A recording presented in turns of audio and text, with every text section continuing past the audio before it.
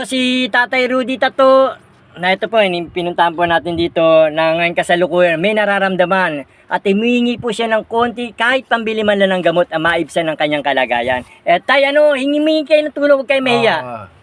Dalo, tulungan mo naman ako. May karamdaman ako. Mga kakosa, siguro naiintindihan niyo ako. Nagkakasama-sama rin tayo sa Muntinlupa. Maraming salamat sa mga binigay nyo. Mga kakosa. Maraming salamat. Kay Commander Pablo. Kay Commander Pablo. Ikaw, kung magsabi ka. Commander Pablo. Maraming salamat ha. Hingi kang tulong tayo. Oo, tulungan mo ako ha. Huwag kang iiyak, magpalakas ka Ay, dyan hindi. ha, huwag kayo walang iiyak.